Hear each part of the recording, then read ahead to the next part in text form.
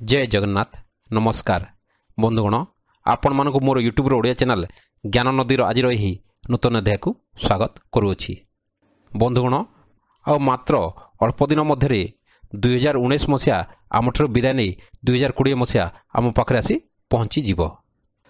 समस्त मनरे आशा और उत्कंठा थाए जे सेमानंकर नवा वर्षटी किपरि बीतिब।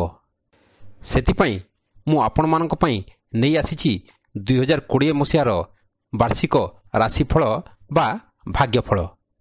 किंतु ता पूर्वरु मु अनुरोध करबी आपण माने वर्तमान सुद्धा जदि मोर चैनल को सब्सक्राइब करिनांती ताले निश्चय सब्सक्राइब करंतु एवं पाखरे दिया जाइतबा बेल बटन को मध्य निश्चय दबांतु जा फल मो चैनल रो नुआ वीडियो रो नोटिफिकेशन आपण मानक पाखरे शीघ्र पहुंची परिवो। एवं वीडियो को पूरा देखंतु।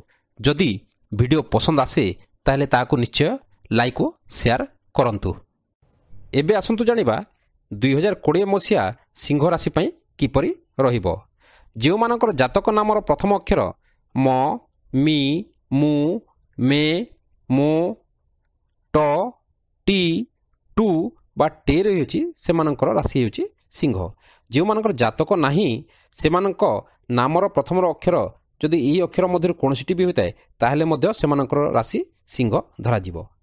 ए वर्ष सिंह राशिर ग्रह स्थिति होची जे ए वर्ष अप्रैल मे जून और डिसेम्बर मासरे बृहस्पति षष्ठ स्थान रे अवस्थान करथिरु अशुभ फल देवे। मात्र वर्षर अवशिष्ट मास मानकरे से पंचम स्थान रे अति शुभ फल प्रदान करिवे।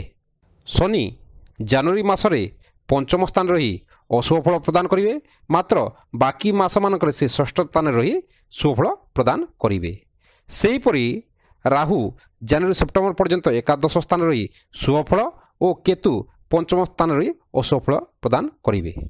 अवशिष्ट मासरे राहु दशम स्थान रही कर्म समस्या देखैबे और केतु चतुर्थ स्थान रही सुख हानि कारक हेबे।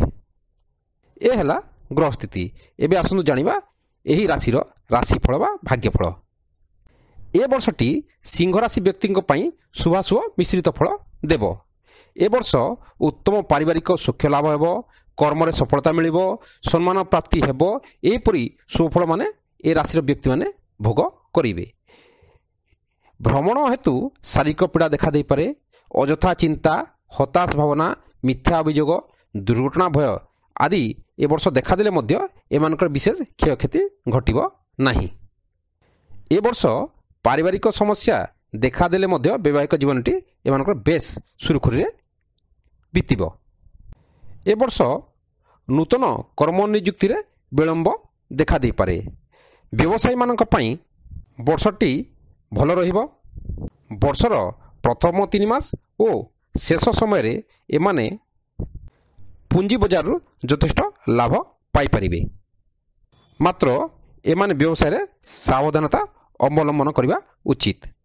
ए वर्ष महिला माने परिवार गुरु दायित्व तुलाइबे और विद्यार्थी माने जदि भल भाव रे पाठ पढ़ती ताहले से निश्चय कृतकार्य हेबे। जो माने प्रेम करुछंती सेमान निज अभिभावकक सम्मति नहीं ए वर्ष विवाह करि परिबे। ए वर्ष मधुमेह रोगी टिके सावधान रे चलंतु जो मानकर सिंह राशि रही अछि।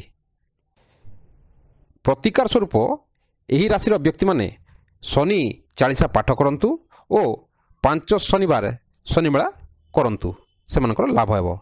ता छड़ा सेमाने सिंह राशिर इष्ट देवता शनिश्चर महादेवंक महाग्रहंक बीज मंत्र ओम सं शनिश्चराय नमः ओ इष्टदेवी मातंगींकर मंत्र ओम श्यामांगी शशि शेखराम ज्ञानमूर्तिम त्रिनयनाम रत्नसिंहासनस्थिताम मातंगीम त्वाम नमाम्यहम।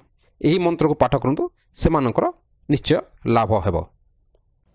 एही राशि व्यक्तिंकर शुभ बार हेछि रवि और सोमवार और अशुभ बार हेछि शनिवार। शुभ तिथि हेछि सप्तमी और शुभ तिथि हेछि तृतीया अष्टमी तथा त्रयोदशी। शुभ रंग हेउछि धला नाली और शुभरत्न हेउछि माणिक्य। ଏ ହେଲା 2020 ମସିହା ପାଇଁ ସିଂହ ରାଶିର ଭାଗ୍ୟଫଳ ବା ରାଶିଫଳ। ଧନ୍ୟବାଦ।